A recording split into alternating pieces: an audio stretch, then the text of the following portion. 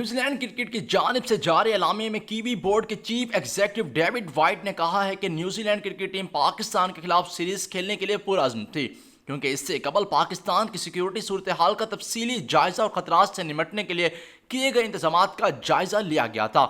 लेकिन जुम्मे के रोज हर चीज बदल गई। इस हवाले से दी गई हदायत और मुमकिन खतरे के पेश नजर हालात भी बदल गए। डेविड वाइट ने कहा कि न्यूजीलैंड क्रिकेट टीम के दौरे की मनसूखी की मुख्तसर वजूहात पाकिस्तान क्रिकेट बोर्ड को बताई गई, तहम तफसीली अंदाज में ना तो इन्हें बताया गया और ना ही इनको बताया जाएगा। हमें मालूम है कि यह पीसीबी के लिए इंतहाई मुश्किल वक्त है, लेकिन हमारे पास दौरा मनसूख करने के अलावा कोई रास्ता नहीं था।